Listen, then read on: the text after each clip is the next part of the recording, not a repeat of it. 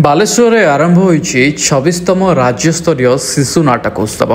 यह उत्सव बालेश्वर स्थित गांधी स्मृति भवन में अनुष्ठित होता बेले एथिरे अनेक जिलार छात्र छात्री माने अंशग्रहण करिथिबा देखिबाक मिलिछि। तेबे विभिन्न स्कूल आसीथिबा छात्र छात्री मानक मध्यरु रानीपाटणा दृष्टिबाधित छात्र छात्री मानक अभिनय बेस हृदयस्पर्शी थिला। नमस्कार, मु इंजीनियर श्रीतम कुमार सिंह, कलाकार बालेश्वर संपादक। तो आज आमर 26तम राज्यस्तरीय शिशु नाटक महोत्सव द्वितीय दिवस। आम गत 25 वर्ष है प्रति वर्ष आम शिशु नाटक पाली आसुचु। शिशु नाटक महोत्सव दीर्घ 7-8 दिन धरिकी विभिन्न जिलूर 20-25 स्कूल प्रति वर्ष आसिक पार्टिसिपेट करती एवं से रहिबा खाइबा प्रतिदिन से आम एकोमोडेशन आरंभ करिकी से केमती भल भाव नाटक परिवेशन करेंगे से आम बंदोबस्त करिथाउ।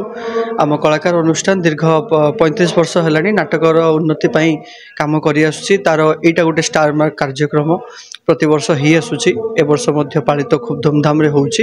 एहा 29 तारिख पर्यंत चालू रहइबो। 29 तारिख यार प्राइज गिविंग सेरेमनी अछि। मु समस्त को अनुरोध करुच्ची नाट्य संस्कृति को केमती आगु नबा, हजि जाउथबा परंपरा को केमती आम युवपीढ़ी को केमती आम आगामी जेनेरेशन को याको ट्रांसफर करबा से विषय आम टिके सचेतन हबा एवं समस्ते नाटक करबा, नाटक देखिबा आ नाटक को बंचाई रखिबा। प्रकृत उद्देश्य है आम नाट्य संस्कृति जोटा बहुत पुरातन संस्कृति जोटा कि आमको सब बेले भल शिक्षा दे थाए। केबे खराब नकारात्मक दिग को से नाटक केबे नहीं कि जाएनी। आम संस्कृति परंपरा ये सब को आमको जाबुड़ी धरवा को कहे। किंतु आजिकालिका जो मनोरंजन माध्यम से आमको आम संस्कृति आम परंपरा ठू से दूरे दूची। जेहेतु नाटक आम गोटे भारतर भरत मुनि द्वारा नाट्य शास्त्र गोटे आम गोटे पंचम वेद रूप आम आख्या दे था।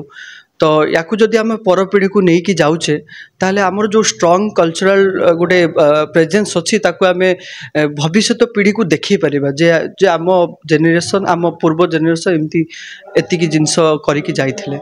तो यहाँ हूँ उद्देश्य पिला भितर केमती नाट्य संस्कृति डेभलप हम, तांकर चारित्रिक गठन केमती हम, ये सब हूँ आम लक्ष्य। तुम ना कौन? बंशीधर दास। को श्रेणी में पढ़ुछ? अष्टम श्रेणी। ये जो अभिनय करिवार कला केबे ठारू आरंभ होइछ? मो पिला बेलठू मोर ए अभिनय करिवार माने मोर चेष्टा जारी रखिछि। सार मध्य मते बहुत बड़े चांस माने सुयोग देइछंती। बहुत बड़े अभिनय भी करिछि। एमिति कि एकक अभिनय भी करिछि।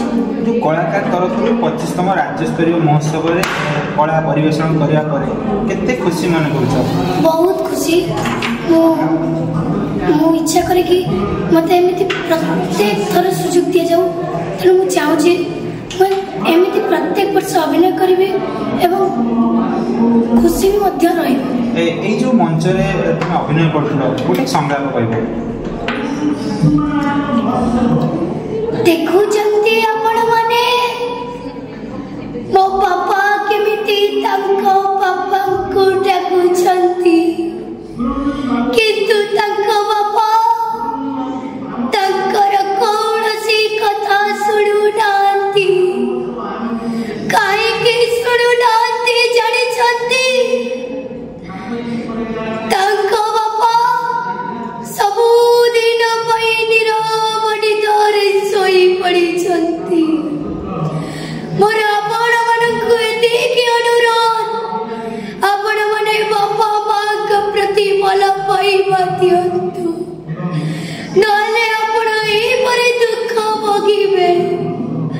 मु एतिकी कहबी, पितृदेव मातृदेव भव।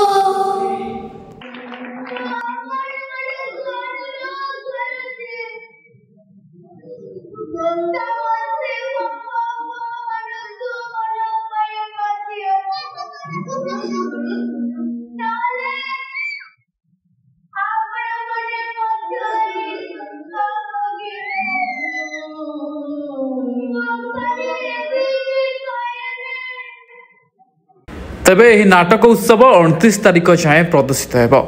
Baleshwar Chandan Kumar Panigrahi report of news Odisha.